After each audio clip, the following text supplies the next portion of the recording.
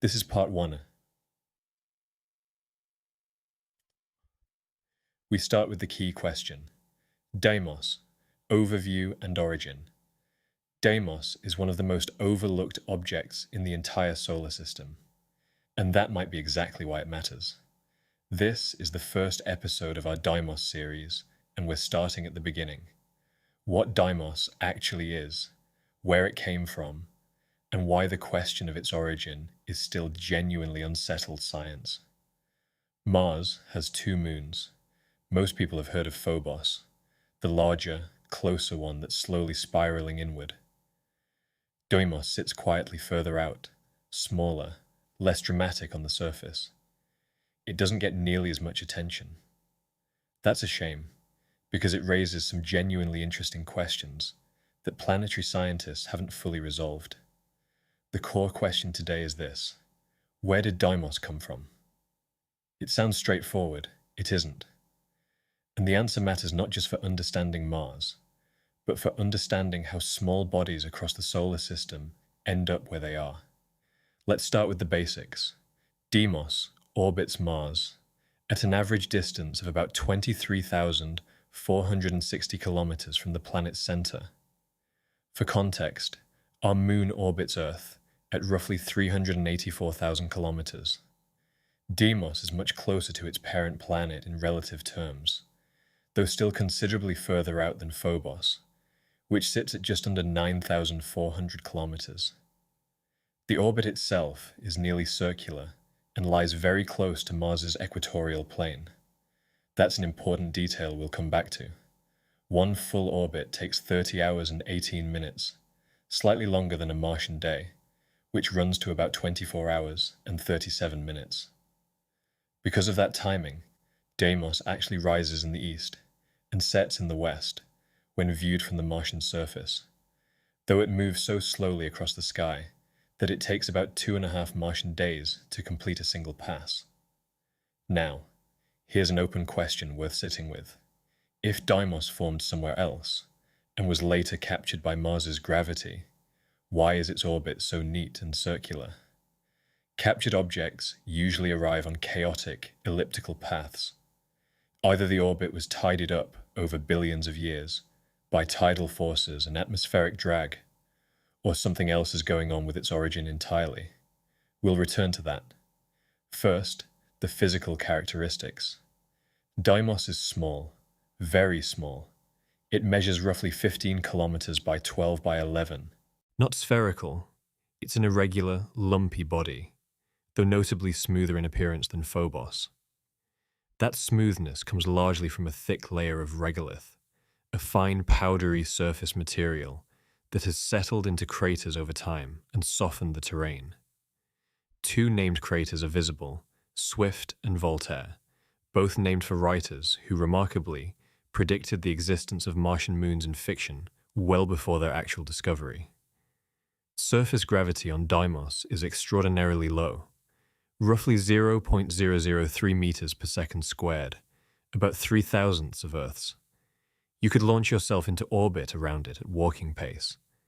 There's no meaningful atmosphere, though some discussion exists around a very tenuous exosphere, essentially individual molecules knocked off the surface by solar wind and micrometeorite impacts. Not something you'd measure without very sensitive instruments. Orbiting at roughly 1.4 astronomical units from the Sun, Deimos follows Mars's own path around it. Surface temperatures swing considerably, from around negative 40 degrees Celsius on the sunlit side down to roughly negative 100 on the night side. In terms of composition, Deimos appears carbonaceous, rich in carbon-bearing material, with a spectral signature consistent with C-type asteroids. It's dark, with an albedo of around 0.07, meaning it reflects only about 7% of the light that hits it. Water ice may be present beneath the surface, but that hasn't been confirmed directly, which brings us back to the origin question. Because composition is central to it, two main hypotheses exist. The first, and long-standing, view is that Deimos and Phobos are captured asteroids, small bodies from the outer asteroid belt pulled into Mars's gravitational influence billions of years ago. Their dark, carbon-rich composition fits that idea. C-type asteroids are common in the outer belt. The problem, again, is the orbit. Captured bodies don't typically settle into low-inclination, nearly circular paths around a new parent planet. They arrive on tilted, elongated trajectories. For Deimos' orbit to look as it does today, you'd need a very efficient mechanism to circularize it over time. Some models suggest this is possible given enough time and the right conditions, but it's not easy to explain. The second hypothesis is that both moons formed in place from debris, material ejected from Mars itself following a large impact event early in the solar system's history. An accretion disk origin would naturally produce moons in low inclination, circular orbits, which is precisely what we observe. It would also explain why the two moons share orbital characteristics, rather than arriving independently on separate capture trajectories. The complication with the impact hypothesis is, again, composition. Material thrown out from Mars should broadly reflect Martian geology, silicate-rich, more like the planet's own crust. Deimos and Phobos look more like asteroids than Martian rock. Some researchers have argued this can be reconciled if the impactor itself was a carbonaceous asteroid, contributing its own material to the resulting debris disk. Others remain unconvinced. A third possibility has also been raised, that the moons formed from an impact-generated accretion disk, but were then compositionally altered over billions of years by space weathering and micrometeorite bombardment.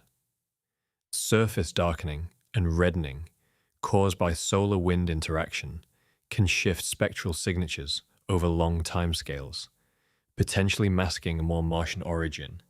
No single model fully satisfies all the constraints. That's not a weakness of the science. It's just where the evidence currently sits. One more detail worth flagging. Unlike Phobos, Deimos is not spiraling inward. Phobos is on a trajectory toward Mars and will either break apart or impact the surface in roughly 30 to 50 million years. Deimos, by contrast, is very slowly drifting outward, inching away from Mars over geological time. The two moons are evolving in opposite directions around the same planet. That asymmetry is itself an interesting data point for understanding how tidal forces operate differently depending on orbital distance and period.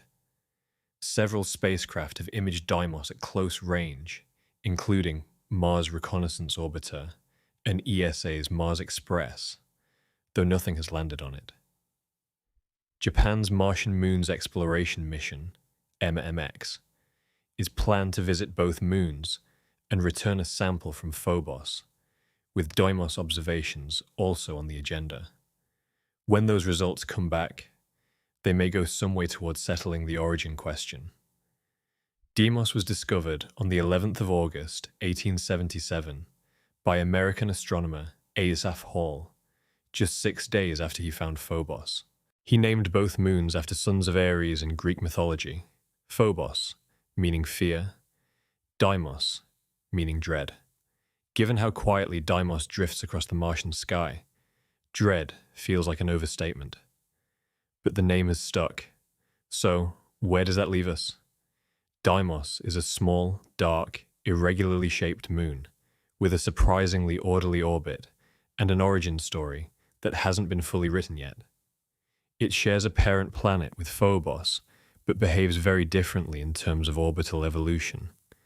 Its composition points one way, its orbit points another. That tension is what makes it scientifically interesting. Next time, we look at Deimos' scientific value and how it compares to Phobos, two moons around the same planet, telling quite different stories. If you found this useful, subscribing means you won't miss the rest of the series. No pressure. Just straightforward coverage of the solar system, explained clearly. The full Deimos series and our other planetary overviews are in the playlist linked below if you want to keep going. That is part 1 of Deimos. In part 2, we explore the next key question. Subscribe so you do not miss it.